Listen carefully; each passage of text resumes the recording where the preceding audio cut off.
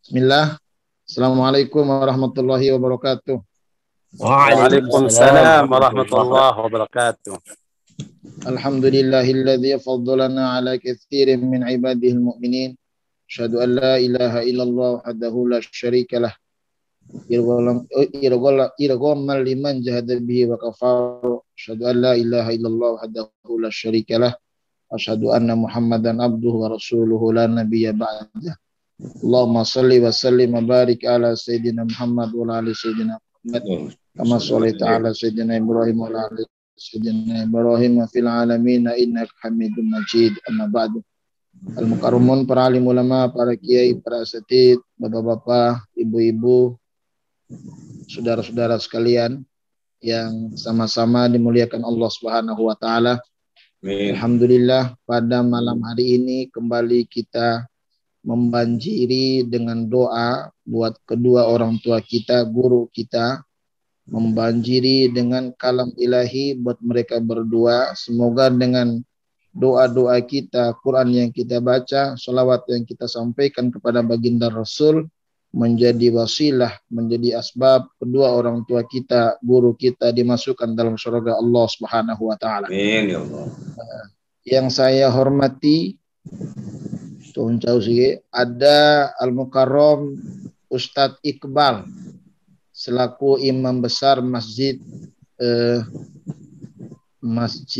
Al-Aqsa, bukan Palestina kayaknya nih, Deltinus, yang malam hari ini juga selaku MC buat kita sekalian, atau bahasa kasar sebagai provokator acara. Itu beliau itu. Juga Ustadz Fandri lagi-lagi sebagai imam Masjid Al-Aqsa Bintaro, bukan Palestina, dan ustadz-ustadz yang lain yang barangkali saya belum begitu mengenalnya karena memang saya susah dikenal oleh orang, susah memang. Ini saya melihat ada tamu kita, ini sebagai tamu sepertinya ada Bang Ibrahim selaku Ketua RT Wilayah Citayam yang sudah tidak tergantikan lagi. Sudah 6 periode sebagai Ketua RT. Ketua RT yang istiqomah. Ini amin. Luar biasa beliau. Terima kasih Bang sudah hadir dalam komunitas kami ini karena kecintaan kepada Al-Quran, kepada Tuan Guru sekalian. Saya tidak panjang-panjang karena memang kultum, kuliah 7 menit atau kuliah 17 menit atau kuliah 70 menit atau kuliah 7 semester, saya nggak tahu nih. Yang penting bukan kuliah perserangan Ustaz. Kuliah 7 SKS Ustaznya. Tapi tahadus bin ni'mah para saudara-saudaraku sekalian, saya mengenalkan diri karena saya secara pribadi belajar kepada almarhum Allah yarham Tuan Guru Kiai Haji Romli Ahmad, nggak langsung, tapi saya belajar sama murid-muridnya. Saya belajar sama Ustadz Iqbal, saya belajar sama Ustadz Kholik, belajar sama Ustadz Fandri, Ustadz Hanafi, Ustadz Afan, Ustadz Hisham, dan ustadz-ustadz yang lain. Dengan cara itulah wasilah saya mencintai beliau sampai saya bisa bertemu dengan beliau, sehingga nanti kita bisa bertemu dalam surga bersama beliau di hadapan Allah Subhanahu wa taala. Amin ya Allah. Para pemirsa dimanapun kalian berada yang dimuliakan Allah Subhanahu wa taala. Awas singaran lagi. Patiluat kone pehe. Namanya, kalau selama ini kita memahami bahwa yang sampai kepada orang yang telah meninggal itu cuma 3, dan itu hadis yang kita hafal. Di antaranya adalah 3 itu adalah ilmu yang bermanfaat, sodakoh yang mengalir, dan doa anak soleh. Nah, pada malam hari ini saya ingin menyampaikan satu hadis. Ternyata yang sampai kepada orang-orang yang telah meninggal dunia bukan hanya 3 hal itu. Dari sisi hadis yang lain dan ayat-ayat yang lain, ternyata banyak sekali yang akan sampai kepada orang yang telah meninggal dunia. Dalam salah satu hadis baginda Rasulullah sallallahu alaihi wasallam bersabda, "Sab'un yajri lil 'abdi ajruhunna min ba'di mautihi wa huwa fi qabrihi man 'allama ilman aw ajra nahron aw nafara bi'ran aw warasha nakhlan aw bana masjidan aw waratha mushafan wa taraka waladan yastaghfiru lahu ba'da mautih. Hadis ini oleh Syekh Albani sebagai hadis hasan. Jadi barangkali ada di antara saudara-saudara kita yang menanyakan, di dalam kitabnya Syekh Albani hadis ini hasan, di bawah tingkatannya sahih. Tapi ada lagi ulama yang bilang hasan sahih. Jadi nggak diragukan lagi saudara-saudara sekalian. Ada 7 hal yang akan yajri lil abdi, yang akan mengalir. Ajruhunna, akan balasan-balasannya, akan pahala-pahalanya, min ba'di mautihi wa huwa fi qabri, setelah orang itu meninggal dunia berada di alam kuburnya. Hadis ini kalimatnya yajri, mengalir. Apanya yang ngalir? Ajruhunna. Orang bilang, kita bilang pahalanya, bahasa kita. Sehingga ada istilah kirim pahala. Jadi ajri, yajri lil abdi ajruhunna. Jadi akan ngalir buat seorang hamba yang ajruhunna, pahalanya bahasa kita, balasannya bagi sebagian orang sampai kepada orang yang telah meninggal dunia. Ada berapa? Ada 7. Satu adalah allaman allama ilman, orang yang mengajarkan ilmunya. Masya Allah. Tentu ilmu yang baik, apalagi ilmu agama, apalagi ilmu Al-Quran. Maka setahu saya kawan-kawan IPA ini dimanapun mereka berada sebagai guru. Ada yang ngajar guru di sekolah, ada yang ngajar di TPA, ada yang punya rumah-rumah tahfiz, ada lagi yang punya rumah-rumah Al-Quran, bahkan ada yang korpri, korban privat. Nah, Ustadz Fandri itu salah satu korpri beliau, korban privat. Itu bagian daripada man 'allama ilman, mengajarkan ilmu, saudara-saudara sekalian. Nah, dalam hal ini kita ambil bagaimana Tuan Guru Ki Haji Romli bin Haji Ahmad.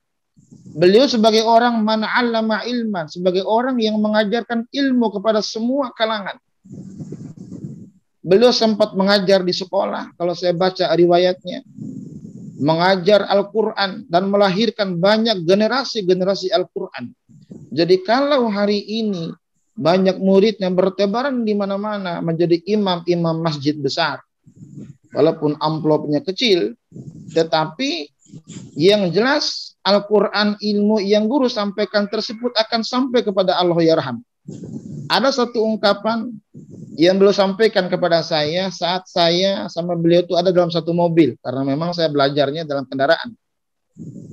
Beliau bilang adalah, walakin kunu rabbaniyina bima kuntum tu'allimunal kitaba bima kuntum tadrusun. Jadilah kalian golongan Rabbani, kaumnya Tuhan, golongannya Tuhan. Apa itu? Bima kuntum tu'allimunal kitaba wa bima kuntum tadrusun. Kalian mengajarkan Al-Quran dan belajar Al-Quran. Nah, ini yang coba kita pegang erat-erat, bagaimana sampaikan beliau kepada kita sekalian. Jadi yang pertama yang akan sampai, yang ngalir pahalanya adalah dalam hadis ini, man 'allama ilman. Lalu bagaimana kalau mengajarkan ilmu dunia? Sama juga. Umpama Ustadz Kholik mengajarkan bikin kawatu. Nah, itu juga sampai itu. Cara bikin ponte kalo itu harus diambil dulu rookalonya barangkali, cara melipatnya gitu kan. Beda lagi sama Ustadz Fandri, dia cara cangok kalonya itu juga akan sampai kalau kita amalkan. Atau cara bisnis madunya, ya kan, itu juga bisa. Atau Ustadz Hanafi cara bisnis sapinya itu juga bisa. Nah, sehingga kita mengamalkan ilmu itu semua, saudara-saudara sekalian, dan kita pahalanya akan ajruhunna, akan sampai kepada orang yang telah meninggal dunia. Yang pertama, orang yang mengajarkan ilmu. Yang kedua, dalam hadis ini adalah au ajru nahron, orang yang mengalirkan sungai. Kalau di kampung kita dulu barangkali ada panggawa tolo barangkali ya. Panggawa tolo atau panggawa bagian pengairan. Jadi orang yang mengalirkan air dan air tersebut akan sampai kepada sawah orang, kebun orang, memunculkan berbagai macam tumbuh-tumbuhan di sawahnya, maka selama itu diamalkan, pahalanya akan sampai kepada orang yang meninggal dunia. Tapi ini makna dari sisi kolonialnya. Saya ingin memaknai dari sisi milenialnya. Kalau mengalirkan air bagian daripada satu amalan yang sampai kepada orang telah meninggal dunia, artinya air itu satu kehidupan. Nah, kalau sekarang ada orang yang merekomendasikan satu proyek, itu bagian daripada orang yang mengalirkan kehidupan dengan cara air itu. Umpama Ustadz Khairul Anam, ya kan? Ini Imam Masjid Menpora, ya enggak? Memberikan satu job dakwah di Menpora. Nah, ini bagian daripada au ajron nahron, mengalirkan kehidupan buat para ustadz. Nah, kalau jadwal khotib aman aman ya. Nah, kalau Ustadz Khairul Anam meninggal lebih dulu daripada saya, selama saya mengamalkan amalan itu akan sampai pahalanya buat antum, saudara. Jadi tenang saja. Nah, Pak, bagaimana kalau Ustadz Fandri? Ya, Ustadz Fandri memang belum ada nih. Baru Ustadz Erik doang. Nah, Tuan Guru kita, Masya Allah, saya lagi-lagi menggambarkan. Hadis ini menggambarkan bagaimana Tuan Guru kita. Tuan Guru kita, Allahu yarham, mengalirkan kebaikan itu buat kita sekalian. Mengalirkan air kehidupan itu buat kita sekalian. Bagaimana murid-muridnya dialirkan air kehidupannya. Ada yang ditugaskan di mana, beliau rekomendasikan, itu bagian daripada air kehidupan yang beliau alirkan kepada kita. Atau siapapun di antara kita yang memberikan satu rekomendasi, satu jalan buat air kehidupan, maka selama itu dipakai, pahalanya akan ngalir terus kepada orang yang telah meninggal dunia. Jadi dua hal itu Tuan Guru kita telah melakukannya, saudara-saudara sekalian. Yang ketiga, hafaro bi'ron, membuat sumur. Membuat sumur. Pada istilah hee, aus ngaran kan? Hee kencua, bukan kencua, tembak. Kalau bahasa rupe itu hee tembak. Jadi ada tembak yang kita hee, ada tembak yang kita gali, ada yang 20 meter ke bawah. Maka begitu airnya itu dialirkan, diambil oleh orang. Dan tembak itu masih ada sampai sekarang, Masya Allah, akan ngalir pahalanya. Nah, itu makna asli hadisnya. Bagaimana makna isyarat hadis ini? Makna isyarat daripada hadis ini adalah kita menggali kehidupan bagi tiap-tiap diri orang. Dan galian kita tersebut manfaat buat orang. Dan Tuan Guru kita telah mampu menggali potensi dalam diri kita, dan Tuan Guru merekomendasikan potensi kebaikan tersebut. Ada yang bakatnya sebagai qori, Tuan Guru akan menggalinya. Ada yang bakat sebagai imam masjid, Tuan Guru akan menggalinya. Ada yang bakat menjadi pendakwah, Tuan Guru akan menggalinya. Dan ada semua dalam Tuan Guru kita sekalian. Maka potensi kehidupan ini menjadi warnai kehidupan kita. Allahu yarham, terus mendapatkan ganjaran pahalanya. Ini hebatnya orang yang menggali sumur-sumur kehidupan buat kita ke depannya. Saudara-saudara sekalian, yang selanjutnya adalah al-ghurasa nakhlan. Ngguta fuhaju. Kalau dalam hadis ini nakhlan, korma. Maklum tuin zaman Nabi war korma inggo war duren tuin. Kalau wala duren ngomongnya au arsy duren ini. Ya kan, umpama ada fo'o gitu kan. Ada buah salak gitu kan. Kalau di kampung kita ada fu'loa barangkali, fu'loka barangkali, atau apa saja, nangka barangkali. Kita menanam satu pohon, saudara-saudara sekalian, menanam satu pohon, dan pohon tersebut punya buah, lalu buahnya dinikmati oleh orang. Walaupun kita telah meninggal dunia, buahnya masih dinikmati oleh orang, akan ngalir pahalanya. Atau jangankan buahnya, umpama ada Ustadz Iqbal, nggudana fuhaju mendawara buah. Iya kan? Pala fu haju sia suman tirbarang fu kincar itu kay pedre. Bonggi fu hajule. Bau ede maido datang orang, ada hujan yang turun, dia berlindung di bawah pohon tersebut. Ada panas yang sangat, dia berlindung di bawah pohon tersebut. Ustadz Iqbal kebagian pahalanya. Masya Allah. Dan Tuan Guru telah melakukan itu. Tuan Guru telah menanam pohon-pohon kehidupan. Tuan Guru telah menanam pohon-pohon Al-Quran. Berupa muridnya berdiri di mana-mana mengayomi panasnya dunia ini lewat Al-Qurannya. Nggak usah jauh-jauh bagaimana Ustadz Kholik menggiat di Kampoa. Kampoa lebih sehat daripada Sembojo. Tapi beliau dengan pohon yang Tuan Guru tanamkan dalam dirinya mampu mengayomi orang-orang di sekitarnya.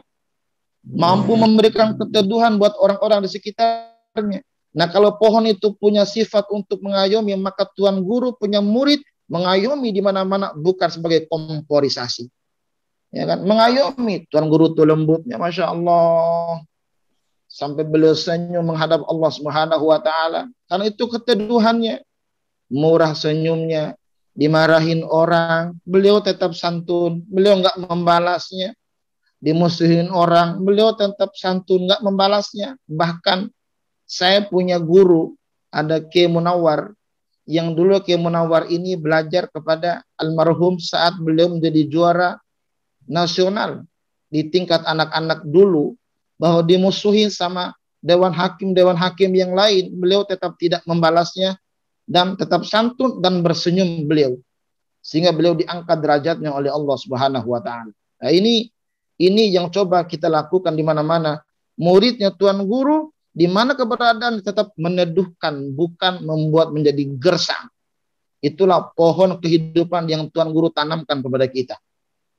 Nah, saudara-saudara yang dimuliakan Allah Subhanahu wa Ta'ala, yang selanjutnya Ustadz Helik Reke sebenarnya dah dengan Neval.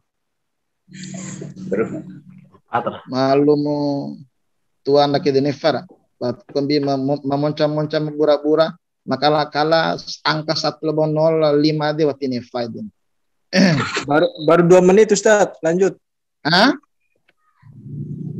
Ya. Baru 2 menit. Yang selanjutnya adalah aubana masjidan, membangun masjid. Orang yang membangun masjid, maka pahalanya akan terus mengalir kepada orangnya walaupun telah meninggal dunia. Coba lihat.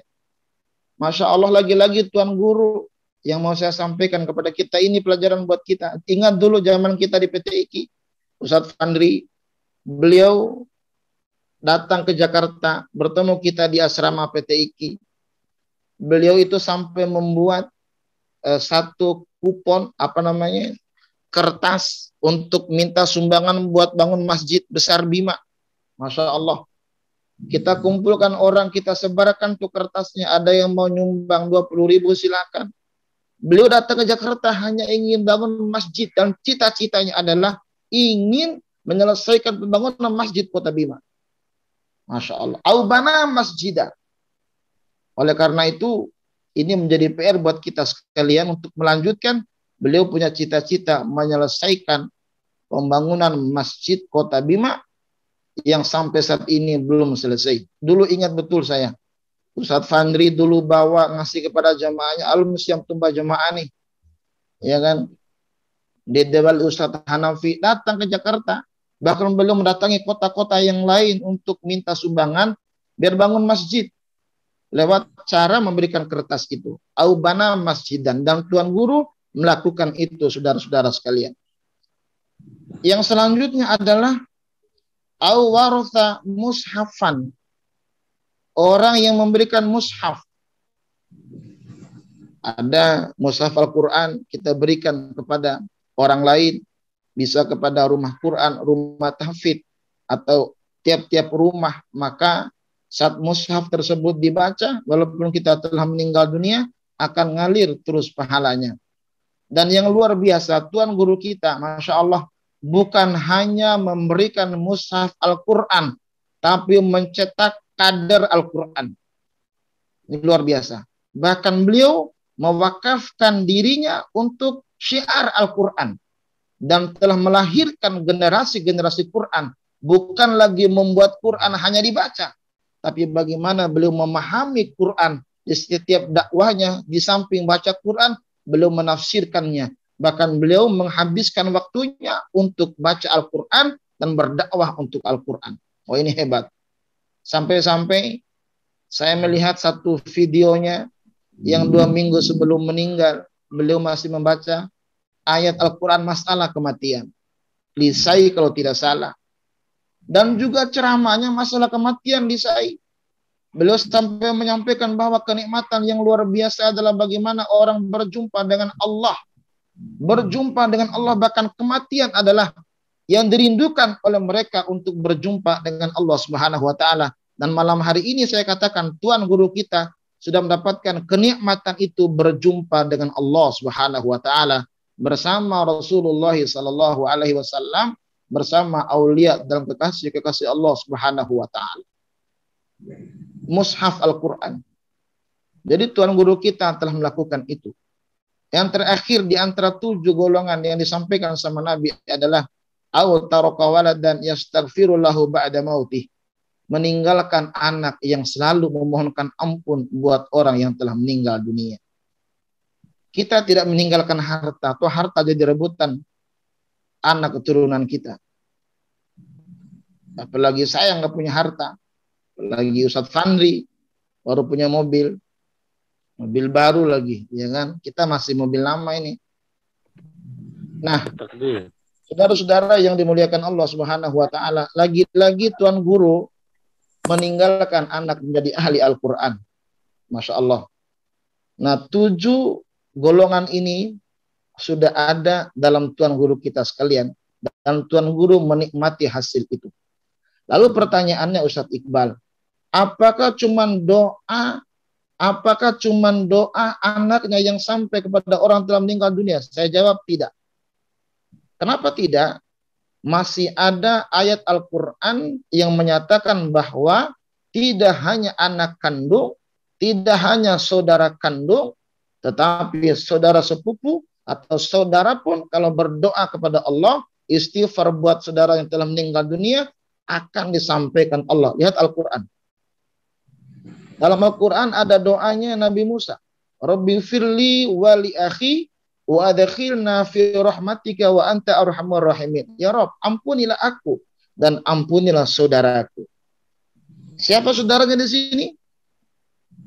Nabi Harun, bukan saudara kandungnya, tapi saudara sepupunya. Kalau selama ini kita memahami yang sampai doanya hanya anak kandung, saya jawab tidak. Saudara kita yang masih hidup, buat kita pun kalau istighfar buat kita akan disampaikan Allah Subhanahu wa taala. Rabbi firli wali akhi. Yang masih hidup kah, telah mati kah, akan disampaikan Allah. Masa sinyal Allah kalah sama sinyal HP kita virtual malam hari ini, saudara? Nggak kalah. Sinyal HP ini buatan manusia kok, masa sinyal Allah kalah, nggak bakal sampai doa kita katanya. Siapa bilang? Ayo. Jadi saudara kita ini berdoa buat kita akan disampaikan Allah. Ini ayatnya, Rabbi firli wali akhi, bahkan wa adkhilna, masukkan kami fi rahmatika, dalam rahmatmu ya Allah, dalam kasih sayangmu. Luar biasa ini Quran. Suruh ngaji lagi yang nggak bilang sampai doa kita lewat ayat ini. Yang kedua masih ada ayat yang lain. Rabbi firli wali walidayya, Rabbana firli wali walidayya walil mu'minina yauma yakumul hisaba. Ya Rabb, ampunilah aku, ampunilah kedua orang tuaku, dan ampunilah orang beriman pada yaumil hisab nanti. Ini ayat jarang dipakai doa sama orang. Paling doanya Rabbi firli wali walidayya warhamhuma kama rabbayani shaghira. Di Quran itu Rabbirhamhuma kama rabbayani shaghira. Baru Rabbana firli wali walidayya walil mu'minina yauma yakumul hisab. Pribadinya, kedua orang tuanya hidup atau telah meninggal dunia, walil mu'minina, dan orang-orang yang beriman. Nah, kita ini orang yang beriman, Tuan Guru orang yang beriman, Aba Umar orang yang beriman. Kita berdoa menggunakan kalimat ini, doa kita disampaikan Allah Subhanahu wa taala.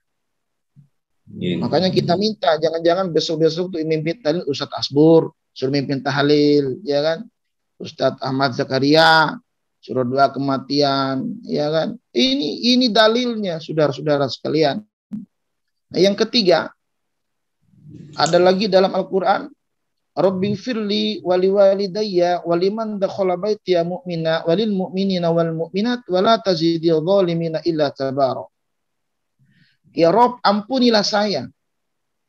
Ampunilah kedua orang tua saya, orang tuaku yang masih ada atau orang tuaku yang telah meninggal dunia.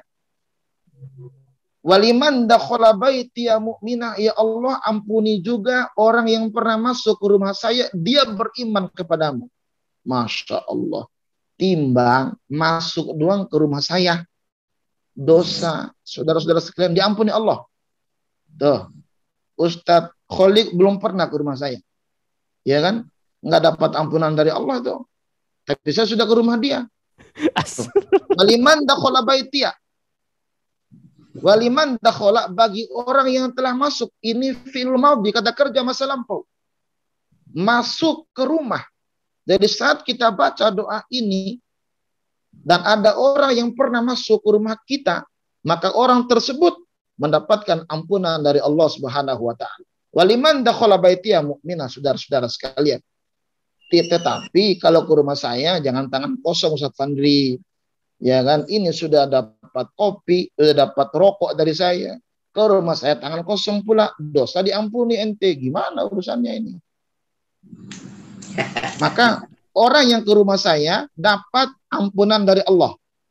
Karena saya baca doa ini. Walaupun bukan saudara kandung, walaupun bukan anak kandung, walaupun nggak ada hubungan kerabat, tapi karena beriman kepada Allah, masuk ke rumahnya Ustadz yang biasa baca doa ini, dapat ampunan Allah, mati pun atau masih hidup. Baru walil mu'minina wal mu'minat, orang beriman laki-laki dan orang beriman perempuan, asalkan beriman kepada Allah dimanapun dia asal negaranya, saat dia beriman hidup mereka, mati mereka mendapatkan ampunan dari Allah Subhanahu wa taala.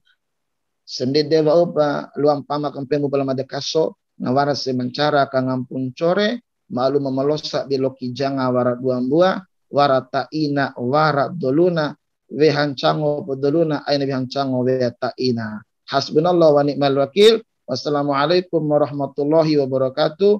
Untuk mimpin tahlilnya saya serahkan